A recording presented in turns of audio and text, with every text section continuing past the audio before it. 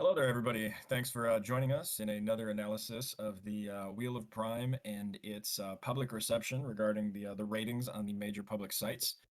Today, we are going to go over the IMDb data analysis along with some Nielsen ratings to see what that data can tell us about the public reception of the show and what that might mean for its future.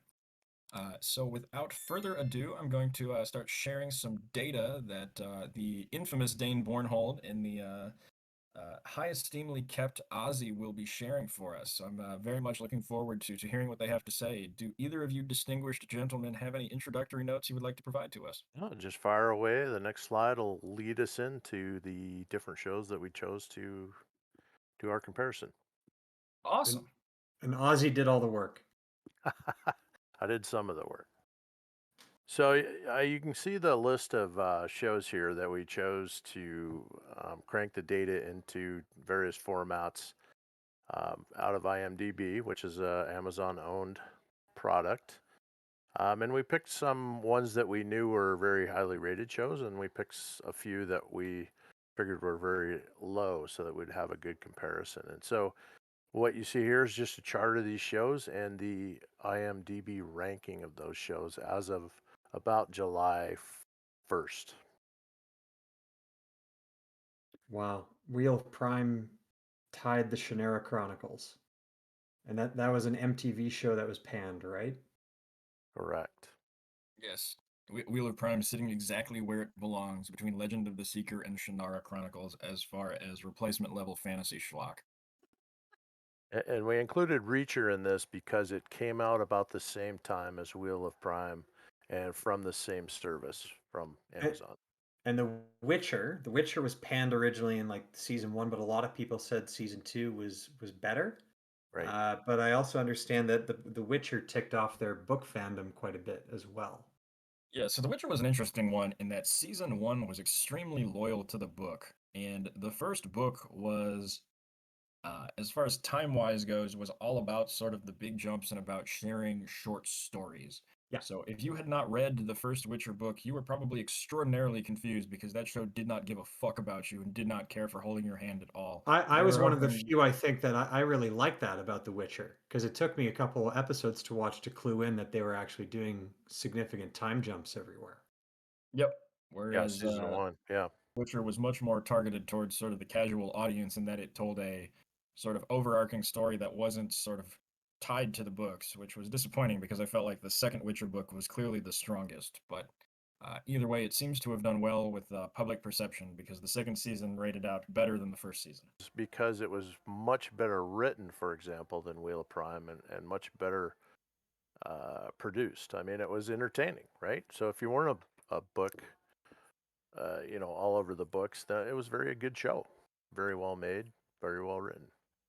So the comment you made there about the different seasons, different rankings, the 8.2 for The Witcher, is that an average between the two seasons, or is that a season That's one or a all of it season two? together. No, that's the IMDb ranking for all both seasons together.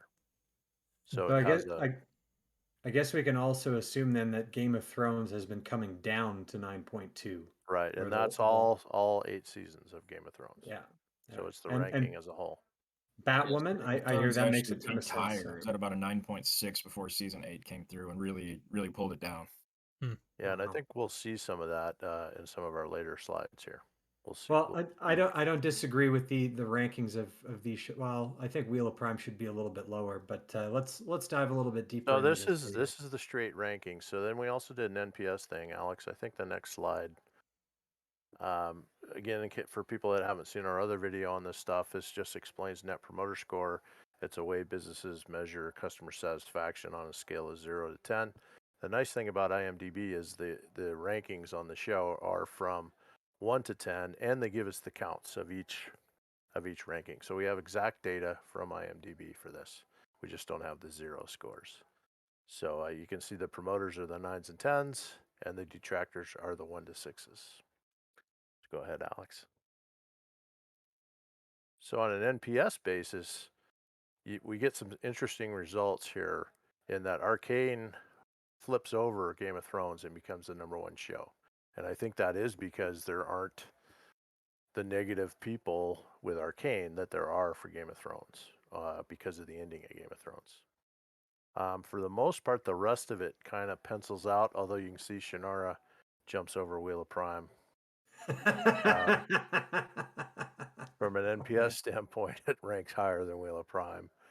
And we were kind of talking in our pre-discussion that it's kind of surprising Xena is lower, but I think maybe some of these older shows have truer scores, and then we can just see how god-awful everybody thinks Batwoman is. So do you think that the review bombing, the padding of scores kind of passed Xena Warrior Princess and Hercules the Legendary Journeys, passed that over?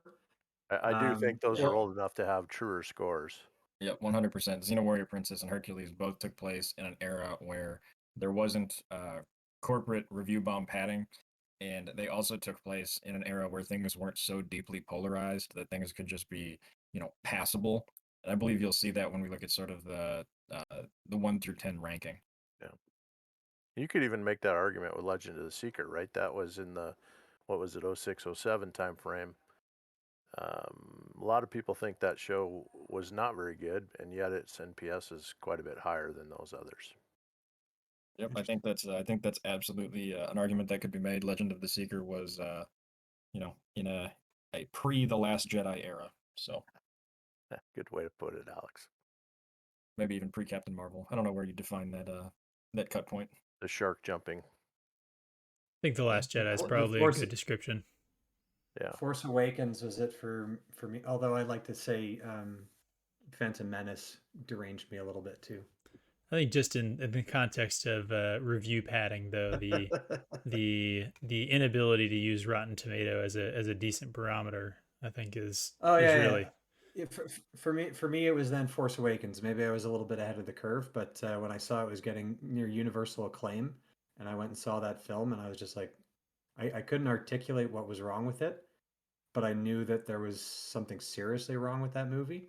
And again, it's what got me down the rabbit hole of finding third-party content and reviews, and outside the mainstream, either critical press or even those review sites, because I couldn't believe that The Force Awakens was getting high 90s on both. It was a complete dog shit film. Yeah, and Wheel of Prime did that for me, Dane, because I went online and I'm reading these reviews and I go, I'm watching a different show than these people, and that's how I found the White Cloaks, for example, because finally some honesty, because good Lord, talk about whitewashing.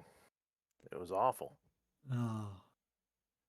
Disney. It is crazy. Amazon. It is crazy to see that based on what we're looking at right here on the Net Promoter Scores, which I think, thanks for putting that together, by the way.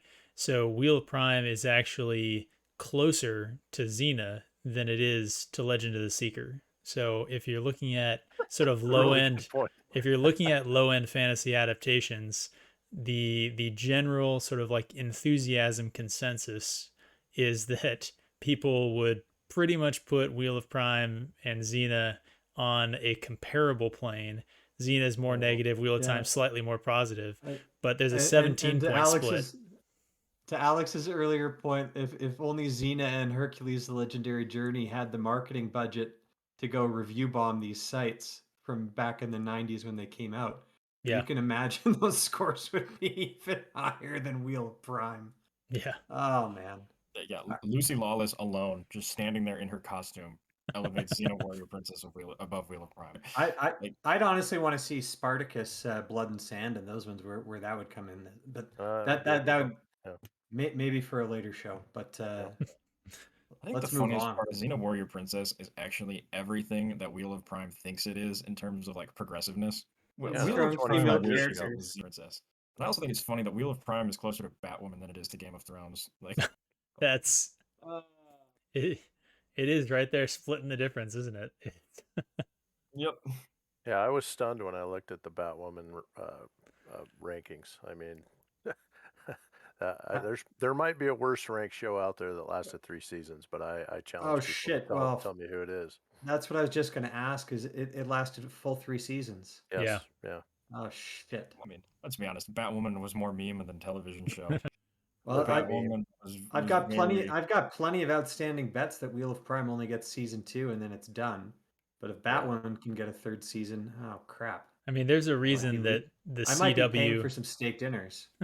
there's a reason that the CW studio just got sold for $0, right? Right.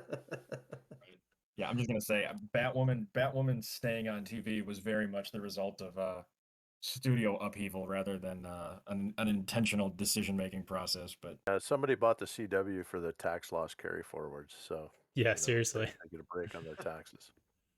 right, All and right, next. immediately canceled everything. God bless them. Yep. Next slide, Alex. Let's see what we got.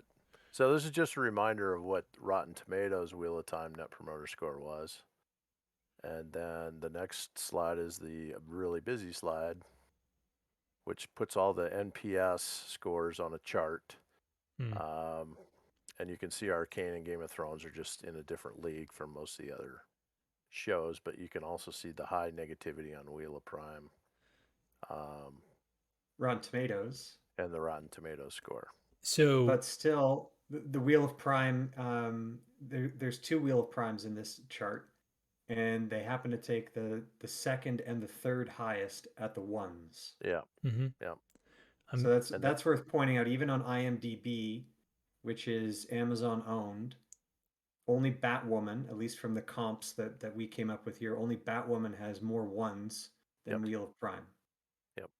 And the next slide's the smooth slide, so maybe a little easier to read. Oh, sorry. You must have grabbed the. We can bring that slide up a little later. Okay. So I came up with we came up with something called a passion index because I found some interesting data when I cranked all this data into spreadsheet. Um, Sometimes there were more eights than nines, and then tens were really high, and sometimes there were more twos than ones, and sometimes it was the other way. And so I just felt like if we compared the nines versus the eights and the twos versus the ones, we would get the big haters or the big lovers, and then I charted those so you can see the passion index is the sum of those two. Sometimes it's positive and negative. You look at Arcane, it has a -2 versus 1, but a positive uh, 9 versus 8, so it gets a 10. And then you can see on that Wheel of Prime falls all the way to you know last next to Batwoman. You can see Batwoman has a lot of hatred on it, a negative 39% of 2 versus 1s. But you can see Wheel of Prime comes out with a -11% passion index. So I just thought it was really interesting to kind of see anomalies in the data where you would expect sort of a standard progression of data, and then you see these clumpy things at the nines and at the tens and the ones. And so we came up with this passion index.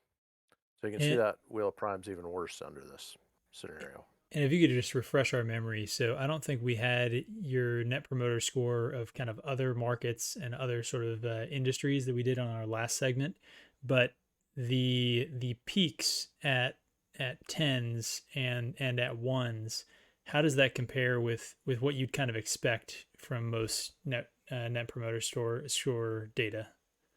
It was pretty bad. I mean, a good net promoter score for most companies is in the 40s or above. Sometimes you can get very high ones depending on the industry you're in. Anything over 30 is great, but essentially a lot of companies just shoot for over zero, right? Mm-hmm. It's a lot of times in a company's strategy how happy they want their customers to be. And sometimes you're making mass-produced Chinese crap and you don't care about customer satisfaction. And other times, you're making parts for the SpaceX rocket and you better have 100% satisfaction. You know what I mean? So there's sort of a broad range, and it really depends on industry. But um, I would say for a TV show, based on just the stuff we've seen, I think you want to shoot for over 40 at least to call it a quote unquote a good show.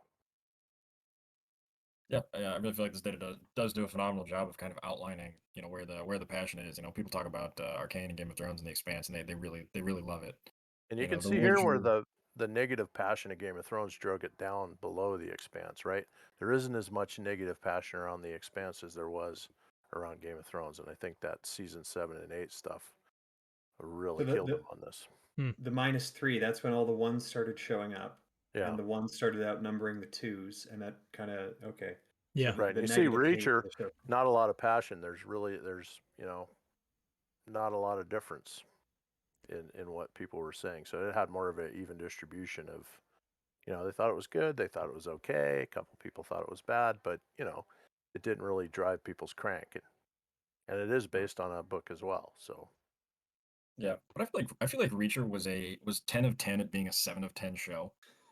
Like, I feel like the passion index carries that out. I mean, that's probably a really good description of it. That it was a very competent, decent show. and you got The Witcher saying that too here, right? It's just a good fantasy show, right? It's not, The it's not. ones and the twos, but the eights and the nines, they're close to each other. Yeah. Hmm. Yeah. Interesting. and then there's Batwoman. All right. Move on to the next slide there. Did we All right, I include think the next Batwoman slide. just for meme values, just to like kind of have it there hanging on the end Oh, of our list? we wanted a bottom baseline, and that's what we chose. So, Oh man. and then we just got the raw data for a couple slides, so you can just maybe show that for a sec for people that are watching, and show the next one. Has the percentage score data of the different percentages, and for example, if you look at the Wheel of Prime, you can see that 20% gave it an 8, and 13% gave it a 9, and 23 gave it a 10. And that's where I was talking about this discrepancy between 8 and 9 is really odd. So, and 6.8% gave it a 1, and 2.4% gave it a 2. Another odd piece of data. That's so vastly different. And then if you look at Batwoman, 46.6 gave it a 1. Almost half the people that ranked it gave it a 1. Is it wrong to say that I still feel like that show is overrated? Well, 13% gave it a 10, bro. I don't know where that came from. I'm- Of course, I've Uh, never I- watched it, so that's not fair of me to say. So I feel like we maybe know exactly where that came from. We've now determined that 13.5% of the IMDb voters are CW bots, but and maybe we should use that in order to handicap the tens for all these other shows. Just knock them down by 13.5%. there you go. it's actually probably not a horrible way of looking at it. Yeah, 'cause the interesting thing was this movie called Rio Bravo, John Wayne made in 1959. I love this movie, and I watched it again over the 4th of July weekend. And I went to IMDb because I was doing this stuff, and I looked at it, and it was ranked an 8 on IMDb, so it was kind of in the high end of the shows we're looking at here. But it also had the most reviews at an 8, so it was just this sort of bell curve over the top of the 8. And none of these newer shows have that. They either have these 1s or these 10s. So that kind of was what we were talking about, where the newer shows just seem to have this weird people Polarizing overstating what it impact. really is, right? And you go look at this classic movie, and it's got this, oh yeah, it's an 8, and sure enough, most of the reviews are 8 too. So that those seem to be more of a real, hey, is this a good movie or a bad movie? Alex, you want to go over some of this Nielsen data we're seeing on the screen? Yeah. So this was actually compiled by a member of Wheel of Time show on Reddit. So this is coming from somebody who is very pro Wheel of Time, the show. Um, yes. And what this data is measuring is sort of the weekly Nielsen ratings. And Nielsen is tough because Nielsen only provides the top 10 views in a particular week, and then it's not archived. So if you don't catch it for that particular week and you miss it, you're out of luck. So this took a ton of manual research and skill to put together for us. So thank you to the person who put this together. But this is sort of an interesting look at the way in which data and measurements are recorded. If there is only no, there's only one column that you're looking at here. The one that I would recommend is the total viewership, cumulative views per minute of season screen time. That does sort of a really good job of, making a close comparison between streaming and cable. So that should tell you a lot. I would not recommend comparing season 2 of a show to the first season of a show. The calculations for doing so are still in the works, so hopefully there should be an answer shortly. However, in the case of Wheel of Time, it can be seen that the first 3 episodes all dropped at once in the third week. So there was a total of 169 total minutes. So if you say that there was 1,163 million cumulative minutes watched, and then you divide it by um, uh, by the length of the episodes, you can sort of draw some conclusions regarding on total viewership figures. Um, so if you were to look at the Wheel of Prime compared to Reacher, you can see that the Wheel of Time only managed 10.46 million cumulative views per minute of screen time, which is in a sort of disappointing comparison to Reacher, which managed 14.85 uh, sort of total cumulative viewership. With fewer minutes in the series, right? Yes, but Because Reacher's 388. The yeah. Wheel of Prime is 469 minutes, and they're still getting more minutes watched. So that'll speak to viewership too, right? Yep. And Reacher actually stayed in the top 10 of views total streaming for 5 weeks after the initial or after everything dropped. Because with Reacher, everything dropped on the first week. So you can see that its 4.75 was sort of not particularly, it wasn't a particularly strong start. But then, word of mouth really carried it to a phenomenal second week. Yeah. And, it really just kept going and held on from there. Whereas with Wheel of Prime, we'll talk about this later, but Can you imagine if Wheel of Prime aired with all 8 episodes on the first day? Like someone would have binged watched it probably at double speed to get to the end, and then that whole finale, like the cat would have been out of the bag right away. Well, and It would have just cratered. Reacher didn't have near the marketing budget that Wheel of Prime did either. So, Reacher really was a lot of word of mouth. Hey, man, you got to go watch this show. I That's bet what there I was was a gonna lot of, say. That yeah. Wheel of Time was the banner on Amazon shopping. Like, I mean, that was hugely promoted within Amazon. I saw TV commercials and things like that outside of Amazon, web advertising, which I only ever really saw Reacher on Amazon Prime. And then the other thing worth pointing out, not just the budget, is that they both came out on the same streaming service as well. So while it has an 8 episode drop, which is a different release schedule than Wheel of Time, and you can maybe quibble about whether or not that increases or decreases the viewership. I mean, I know part of having the weekly release, some people watch previous episodes over again. Um, so real big supporters of the show might watch the season 2 or 3 times by the end of it if they're just some crazy fanatic about it. Whereas if you just have an 8 hour segment to binge of Reacher, you're probably only watching it once.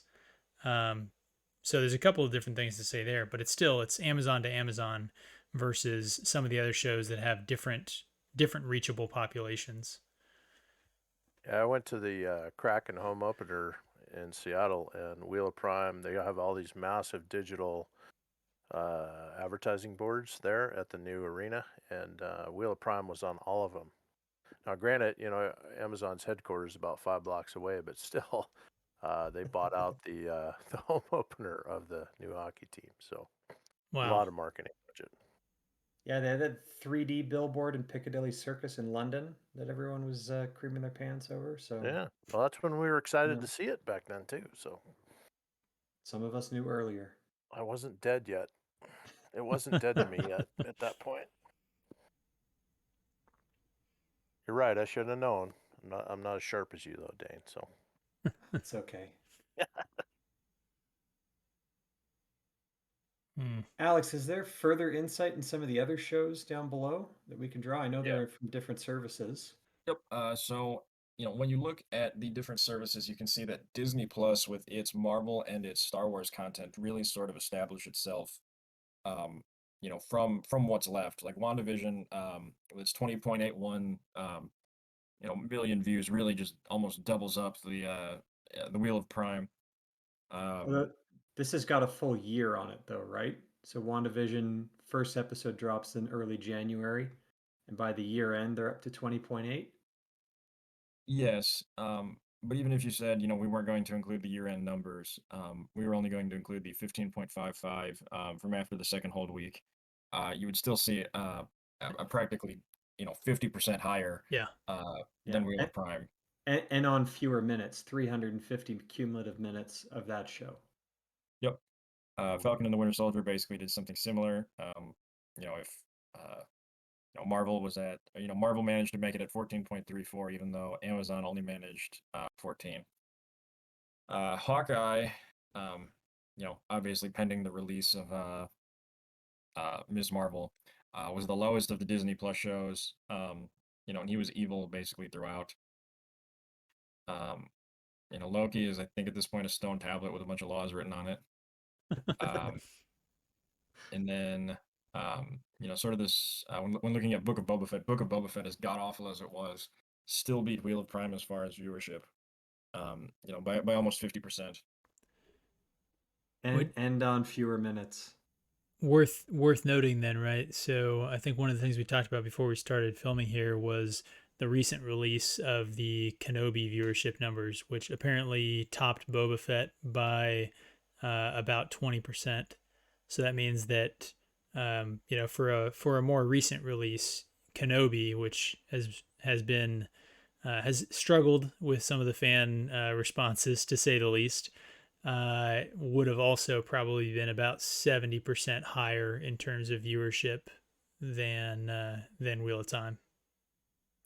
And then down below here, Alex, we've got two more fantasy shows. So Shadow and Bone and The Witcher. I think they're both on Netflix, right? Yep. Well, Shadow and Bone and season 2 of The Witcher are on Netflix. Shadow and Bone is sort of your generic dime a dozen YA fantasy franchises. And as you can see, based on its 7.4 number, the Wheel of Prime did beat Shadow and Bone, but it is also closer to Shadow and Bone than it is of season 2 of The Witcher. So, the Wheel of Prime just didn't do well, didn't even do particularly close to well. Yeah, The Witcher basically doubled it up. Yeah. Yep, And which I think is a pretty fair. And a similar season length, right? The 454 minutes versus the 469, I think it was for Wheel of Prime. They're very, very similar. Obviously, we can't look at the week by week growth because The Witcher is one of those shows that again released all 8 episodes at once, and it's a season 2. So I know I rewatched season 1 before watching season 2. So, but that shouldn't factor into these viewership numbers. Yep. So that kind of is the Nielsen data, and it does not speak particularly positively for the show.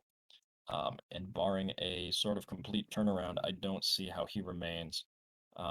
Even if he does remain, there's not really a ton that's going to be able to be done about it, just because convicting is just such a difficult proposition. Can you scroll back up again? They can't right the ship. Yeah. Yeah, the ship's not going to get righted. There's some massive holes and it's already sinking. And these people, all they know is how to double down. So if anything, they're just going to drill more holes in the hull. And yeah.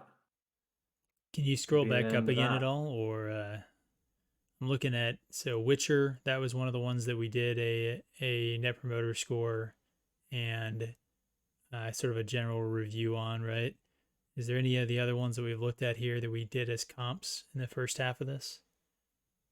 I think Reacher. Yeah. Yeah, Reacher would have been there. And we said Reacher's views were I think a little bit higher up, Alex. Just 50% higher, I think. Yeah. 14 versus 10, roughly. Something like Yep. that. But you see how Reacher's numbers improved week on week. Yeah. And Word that of had to mouth. do with word of mouth Yep. spreading. So I think that foots. Yeah. Yep. So the It's just the release schedule was a bit different, right? So Reacher, all 8 came out at once. Yeah, And I mean, Wheel if of you would Prime have told Amazon that they were going to get 4.75 million cumulative views the first week, and they were going to get 4.1 million cumulative views the second week, they would have been just over the moon excited. almost 4 million the third week. So here's the question.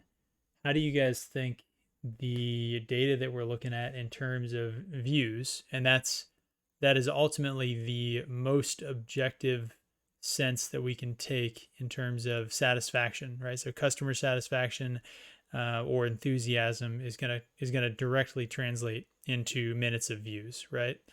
Right. So how do you think that compares with what we saw in Net Promoter Scores as well as the IMDb or Rotten Tomatoes rankings? Because one of the questions here is there a way to identify the accusations of review bombing, right? Like, can you identify when either the high end or the low end are either being they have Amazon fluffers out there on on tens, or you have review bombings on the ones. What do you guys think? I mean, we have all the data here that at least that we can have. Well, Right. what I like about this, and I'll say my 2 cents first, is the problem with the reviews, at least to me, has been sometimes it seems a bit premature. If Rotten Tomatoes or IMDb lets people do the review before the full season is out, um, it seems kind of cheap, right? And similarly, like a lot of these shows that get then second seasons, third seasons, on and on and on, you keep up the overall score. So a show like Game of Thrones, which has been completely nuked by their final seasons, nobody recommends Game of Thrones anymore. If someone hasn't seen it, first you don't believe them. But if someone honestly hadn't seen Game of Thrones and then asks, "Well, should I see it?" and then you explain and you him and you ha now and basically be like, "Well, first couple of seasons are good, but you're going to be completely pissed off by the end of it, so better to avoid it." Um, but the the data that I first kicked off, where I was looking at a rolling 100 average of the Rotten Tomato review scores, and then also this week to week data, although it doesn't really apply for some of the shows that release everything all at once. But what's really telling to me is if we look at this column growth in viewership since previous week, um, right after the Steppen episode, right, the growth in viewership there was almost nothing, and then it flatlined. Yeah, because people were pissed off. They just wasted 60 minutes on So something they that had doesn't yeah even they had the what. same amount of viewers in episode 5 as they had in episode 4, with 3% give or take, and then the next two episodes it flatlined and a bit of an uptick for the finale.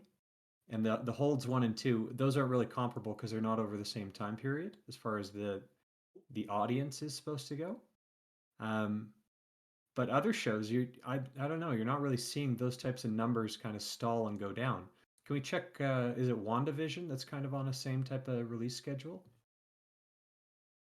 Roll down to one of his and Alex. I wonder if Alex stepped out. He might have. So I want to throw this in. It's kind of related to what Pips was asking, but kind of not. So I'm a big believer that these companies, Netflix and Amazon in particular, have really good data scientists and really can slice and dice this data. And I'll give you a couple examples. So Netflix purchased Longmire from FX after FX, I think it was FX, canceled the show. And clearly they saw something value in picking that up, and they did a great job with, I think it was 3 or 4 more seasons and slayed it. And I think The Expanse is another fine example of that, where Sci-Fi sort of canceled it after 3 seasons or couldn't afford it or whatever reason. Amazon Prime picks it up and nails it and does 3 more seasons and may do more. Who knows? But uh,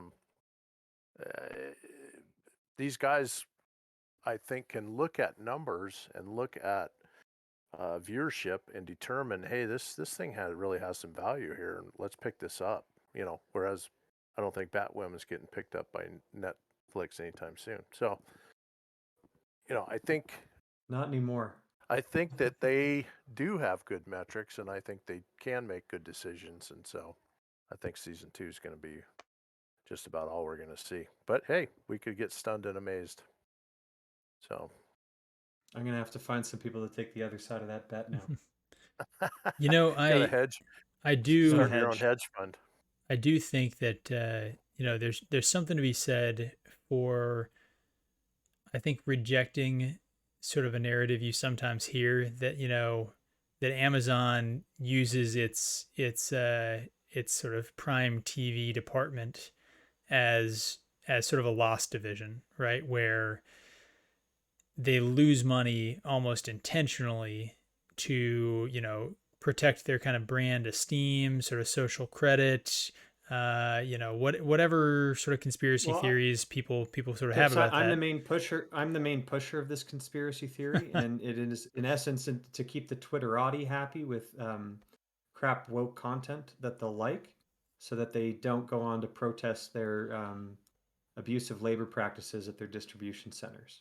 So that's fine that Wheel of Prime makes a loss, because the people who would agitate for unionization of their workforce are the ones salivating over season 2.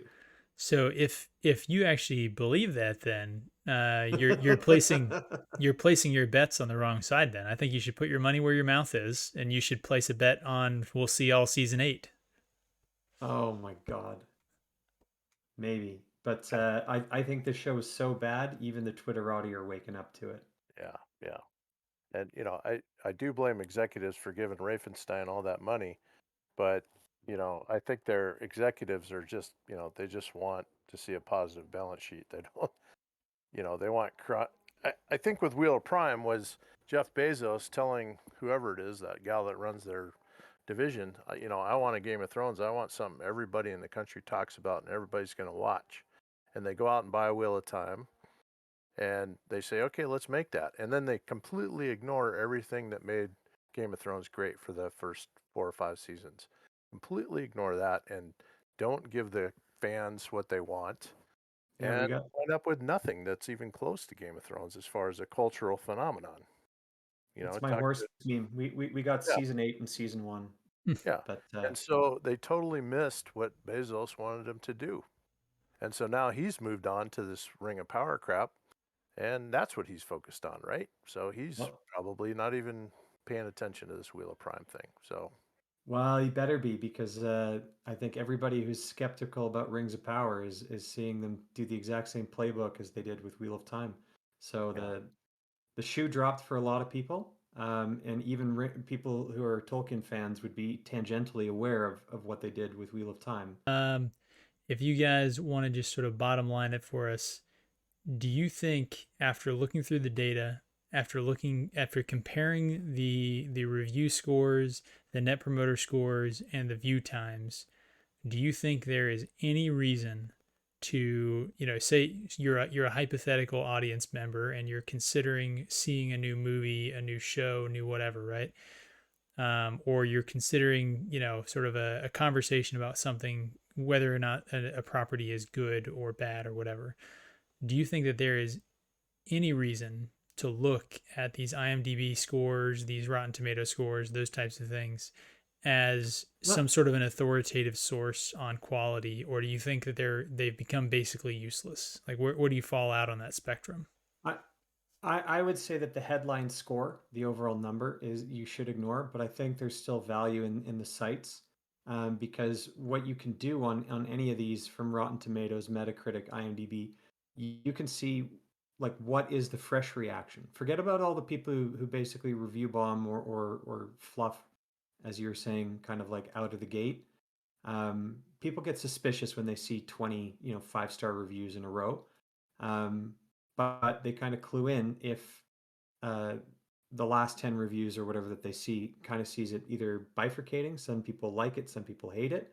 Um, they could see maybe an evolution in the scores over time.